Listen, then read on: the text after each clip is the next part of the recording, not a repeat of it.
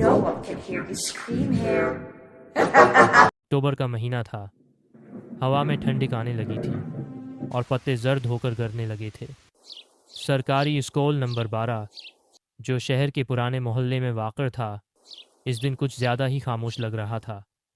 आमिर 10 साल का एक शरारती और बहादुर लड़का था। इसके दोस्त उसे आमिर नडर कहते थे, क्योंकि वो कभी किसी से नहीं डरता था। क्विसन की कहानियाँ सुनकर हंसता था, अंधेरे में अकेला जाता था और हमेशा कहता था, भूत भूत कुछ नहीं होता, ये सब बड़ों की बातें हैं। लेकिन आज की रात इसके ये अल्फाज उसके गले में फंस कर रह जाएंगे। सर्दियों की छुट्टियां शुरू होने वाली थीं। स्कूल का आखिरी दिन था और तमाम बच्चे खुशी से चीखते चलाते घर भाग रहे थे। आमिर भी जाने लगा था, लेकिन तभी उसे याद आया, मेरी कापी, मेरी नई कापी क्लास में रह गई। वो कापी उसके अबू ने उसे ईद पर तोहफे में दी थी। नीले रंग की खूबसूरत कापी जिस पर उसका नाम सोने के हरूफ में लिखा था। बस एक मिनट, उसने सोचा और वापस अंदर दौड़ गया। क्लासरूम खाली थी। कुर्सियाँ मेज़ों पर उल्टी रखी थीं। ब्लैक बोर्ड पर अभी तक अलविदा खुश रहो लिखा हुआ था। आमिर ने कापी उठाई, मुस्कुराया और मुड़ा, लेकिन जैसे ही वो बाहर निकलने लगा, धड़ाम, मरकज़ी दरवाज़ा बंद हो गया।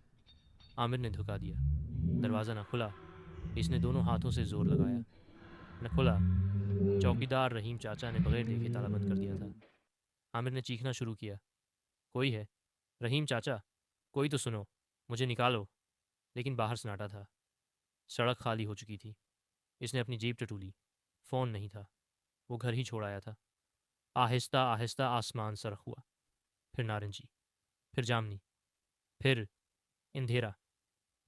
स्कूल बदलने लगा। जो स्कूल दिन में इतना जाना पहचाना लगता था, रात में बिल्कुल अजनबी हो गया था। लंबे लंबे राहदारी अब काली सरंगों जैसे लग रहे थे। दीवारों पर लगी पुरानी तस्वीरें, साबिक प्रिंसिपलों की, स्कूल के बानियों की, अंधेरे में और भी भयानक दिख रही थीं। उनकी आंखें, उनकी आंखें जैसे आमिर का पीछा कर रही थीं। आमिर ने खिड़कियों से बाहर देखा। सब बंद थीं, लोहे की सुलाखों से। वो फंस चुका था। डरना नहीं है, डरना नहीं है, वो बार बार खुद से कहता रहा।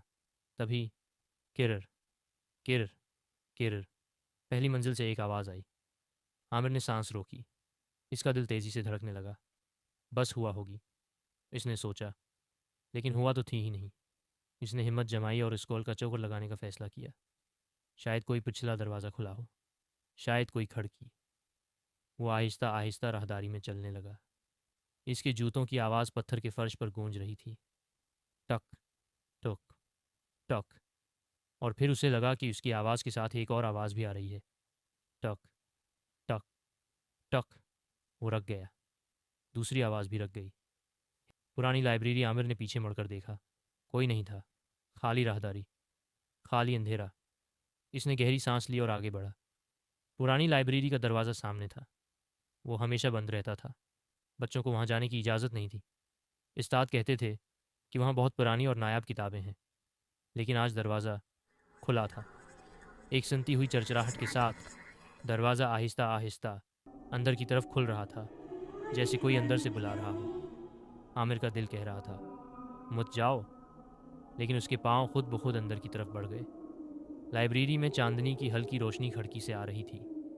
पुरानी किताबों की बू थी, मिट्टी, कागज़ और कुछ जो आमिर ने पहले कभी नहीं सूंघा था। अचानक एक किताब फर्श पर गिरी। धम। आमिर उछल पड़ा। इसका दिल मना को आ गया। इसने किताब उठाई और चांदनी में देखा। इसका सरूर फटा हुआ था, लेकिन उन्वान पढ़ा जा सकता था। इस स्कूल की तारीख 1947 था, 1950। आमिर ने किताब खोली। पहले सफ़े पर एक पुरानी तस्वीर थी, स्कूल की सियाह सफ़ेद तस्वीर। और इस तस्वीर के नीचे लिखा था, ये स्कूल 1962 में एक रात बंद कर दिया गया था। जब एक बच्चा अंदर रह गया था, वो बच्चा कभी नहीं मिला।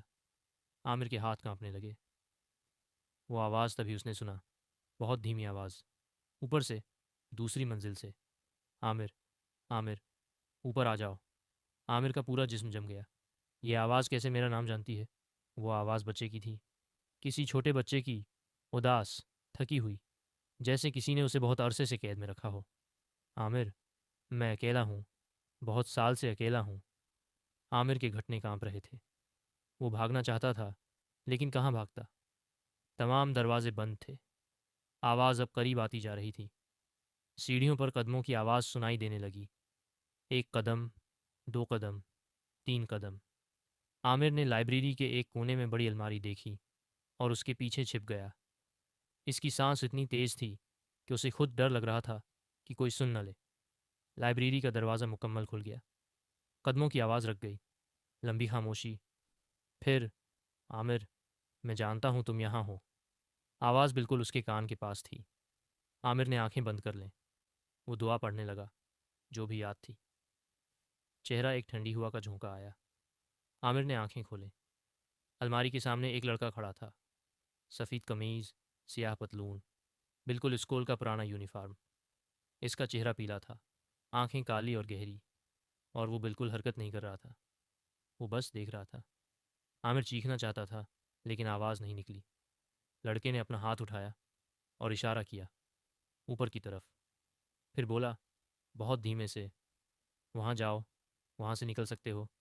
और फिर वो गायब हो गया। बस एक ठंडी हवा रह गई, और वो पुरानी किताब फर्श पर खुली पड़ी थी। छत का रास्ता। आमिर कुछ देर वहीं बैठा रहा। फिर उसने सोचा, अगर वो लड़का मदद करना चाहता है तो ऊपर ही जाना होगा। वो उठा, कांपते हाथों से अलमारी का सहारा लिया और सीढ़ियों की तरफ चल पड़ा। सीढ़ियाँ चढ़ते वक्त हर कदम पर आवाज़ आती, और हर आवाज़ के साथ उसका दिल डूबता। दूसरी मंजिल पर पहुंचा तो सामने एक लोहे का दरवाज़ा था। छत पर एक जिंग आलू तख्ती लगी थी। इसने दरवाज़ा खींचा, खुल गया। छत पर आकर आमिर ने गहरी सांस ली। खुला आसमान, सितारे, ठंडी हुआ। पहली बार उसे सुकून मिला। और तभी उसने देखा, छत के एक कोने में एक पुराना दरख्त था, जिसकी शाखें दीवार तक पहुंचती थीं। आमिर मुस्कुराया। वो दरख्त पर चढ़ा, शाख से दीवार पर कूदा, और फिर नीचे सड़क पर। आज़ाद। सुबह का सच अगले दिन आमिर ने अपने अबू को सब बताया। पहले तो उन्होंने यकीन नहीं किया, लेकिन जब वो स्कूल गए तो रहीम चाचा से पूछा। रहीम चाचा का चेहरा सफ़ेद पड़ गया। साहब, ये स्कूल 1962 में बना था। इस वक्त एक बच्चा अंदर रह गया था। इसका नाम इसका नाम भी आमिर था। वो कभी नहीं मिला। कहते हैं आज भी वो यहाँ है, लेकिन वो किसी को नुकसान नहीं पहुँचाता। बस बस अकेला नहीं रहना चाहता। आमिर के रोंगटे खड़े हो गए। आखिरी बात इस रात के बाद आमिर ने कभी नहीं कहा कि भूत नहीं होते। वो जानता था कि इस स्कूल में एक रूह है, एक छोटा बच्चा जो 60 साल से अकेला था। और इस रात उसने आमिर को नुकसान नहीं पहुंचाया, बल्कि रास्ता दिखाया। शायद वो सिर्फ ये चाहता था कि कोई उसे याद रखे, और आमिर ने उसे हमेशा के लिए याद